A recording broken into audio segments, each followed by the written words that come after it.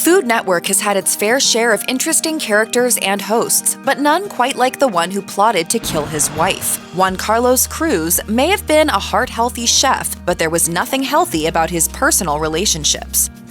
Before becoming infamous, a young Juan-Carlos Cruz started his Food Network journey with a fascination with classic cooking shows. As a young and aspiring culinary enthusiast, he found himself captivated by the artistry and techniques showcased on programs like The Frugal Gourmet and Julia Child's The French Chef. These iconic shows not only ignited Cruz's passion for cooking, but also laid the foundation for his eventual success. Armed with a wealth of knowledge gained from these classic cooking shows, Cruz pursued formal chef's training at the California Culinary Academy, where he refined his techniques and experimented with innovative approaches to sweets and pastries. Eventually, he caught the attention of industry insiders. Cruz's passion for classic cooking shows not only fueled his path as a chef, but also set him on a trajectory toward becoming a Food Network star.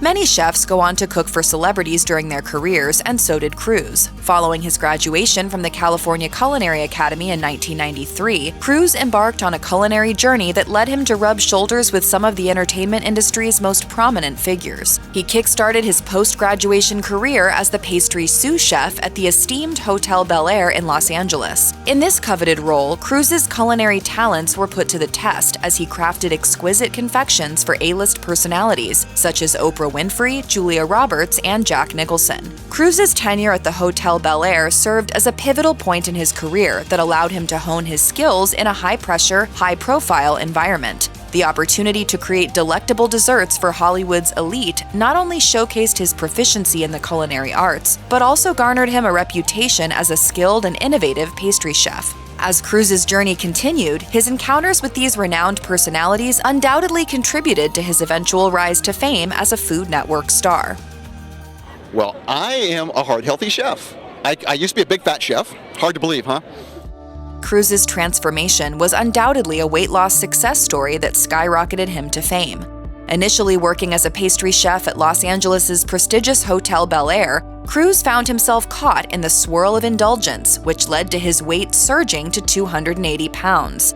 His own culinary creations contributed to his weight gain, a struggle he openly acknowledged in the Juan-Carlos Cruz Calorie Countdown Cookbook. Cruz's turning point arrived when he joined Discovery Health Network's Body Challenge show. His determination to improve his health propelled him to shed 100 pounds. This transformative experience changed his physical appearance and apparently inspired his passion for healthier cooking. Capitalizing on his personal journey, Cruz leveraged his weight loss success to launch his own show on Food Network. His program, Calorie Commando, specialized in transforming high-calorie recipes into delicious, low-calorie alternatives that retained their flavor. This unique approach struck a chord with viewers who sought healthier options but didn't want to sacrifice taste. Before its infamous downturn, Cruz's personal life included what appeared to be a heartwarming love story that spanned decades. The chef's union with his high school sweetheart, Jennifer Campbell, seemed to be a fitting testament to enduring love and companionship, at least on the surface. Their bond, nurtured over 3 decades, was not only an integral part of Cruz's life, but also a subject he candidly discussed in his cookbook. The co-author of Cruz's second book, Amy Riley, knew him for 6 years and attested to the depth of Cruz and Campbell's connection. In the book, Cruz revealed insights into how he maintained a loving and lasting partnership with Campbell, showcasing the couple's journey from high school sweethearts to partners who weathered the challenges of life together. Unfortunately, the supposed loving partnership was thrust into a new perspective when Cruz's plot to kill her came to light. While the couple's friends and peers seemed surprised, it's impossible to ignore that the seemingly positive surface of the relationship was not the reality. Criminals often claim that something external is to blame for prompting their poor behavior. Cruz is no exception. In a bizarre turn of events, Cruz attributed his unthinkable actions to what he claimed was a misguided act of mercy driven by his wife's fertility struggles. News reports shed light on Cruz's chilling rationalization, suggesting that his wife's emotional anguish over their failed fertility treatments had become an overwhelming burden for her. Allegedly, Cruz believed that ending her suffering through a violent act could be viewed as a tragic act of compassion. We don't have any official report about what her response to this plot was, but one can hope that her husband plotting her murder was probably not the first solution she had in mind. According to these reports, Cruz contended that his wife's deep sadness and religious beliefs, which prevented her from taking her own life, played a pivotal role in his self-proclaimed merciful plan. He bizarrely believed that he was relieving her of her emotional pain, albeit through utterly misguided and horrific means. Additionally, the revelation that Cruz contemplated the timing of his actions on Mother's Day, a holiday inherently associated with maternal joy, paints a further picture of his apparent depravity. Oh, that is so sick. Cruz's personal struggles extended beyond the culinary realm. He and his wife reportedly confronted daunting financial challenges. The couple's fervent desire to start a family led them to significant financial strain. Cruz openly acknowledged that they had invested over $200,000 in unsuccessful fertility treatments spanning a decade, ultimately plunging them into a substantial debt burden.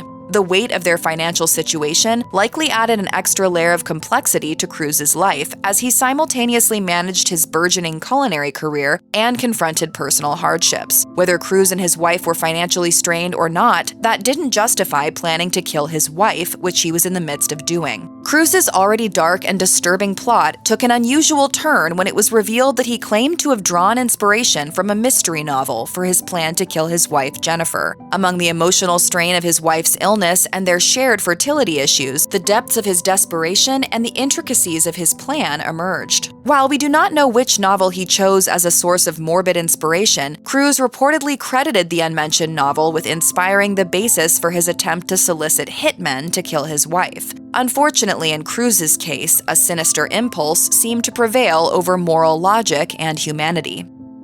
The story about Cruz led to public horror when it was revealed that he evidently attempted to hire unhoused individuals to carry out his plot against his wife. Reports from the time shed light on the bizarre details surrounding the incident and painted a chilling picture of Cruz's reported interactions with his sought-after hitmen. Once the face of the Food Network's Calorie Commando, Cruz approached these strangers with a grim proposition. He handed them 10 $100 bills that were cut in half, with the promise that the other halves would be given once his wife was successfully dead. Santa Monica police indicated that Cruz also gave the men a box cutter, gloves, and dog treats to appease the couple's pet in case things went wrong. Well, the whole thing is bizarre. Wandering the streets, hiring homeless men as hitmen, giving them this assassination kit. I mean, it's all bizarre. The witnesses' accounts, which were shared with TMZ, offered a harrowing glimpse into the alleged interaction. One of the men recounted Cruz's cryptic offer of a dirty deed for an affordable rate. The other witness claimed that Cruz explicitly directed them to ideally avoid a mess by using stockings, but that they could cut her throat if necessary. These shocking details underscored the horrific nature of the allegations against Cruz and the extent to which he went to execute his plan. Thankfully, the strangers that he approached maintained more of a conscience than Cruz and promptly reported his job offer to the local police. In yet another demonstration of Cruz's profoundly bizarre way of thinking, while he was mid-interrogation for his murder plot, he was also writing a cookbook about love. Following his release of the Calorie Countdown cookbook, Cruz's subsequent move included publishing the Love Diet cookbook, a choice that might raise eyebrows given his situation. Published after his arrest, the Love Diet book delved into aphrodisiac recipes, adding a layer of intrigue to his already complex narrative. Though seemingly paradoxical, the timing highlighted Cruz's ability to continue focusing on his culinary ventures amidst the turmoil. In the shadow of his legal battle, Cruz's decision to craft recipes with themes of romance and sensuality displayed a distinctly twisted facet of his personality. Juan-Carlos Cruz's association with the Food Network unsurprisingly led to curiosity about the popular television channel's opinion once Cruz's dark intentions came to light. Lucky for Food Network, his contract had ended years prior to his alleged involvement in the murder plot. The network's statement, confirming that Cruz had not been under contract for a significant period and that they had no current affiliation with him, highlights the fortunate timing that spared the Food Network from grappling with a potential public relations crisis. Nonetheless, don't expect the network to air old episodes of his show Calorie Commando. While the Food Network distanced itself from any present involvement with Cruz, the incident underscores the interconnections between personal actions and professional reputation.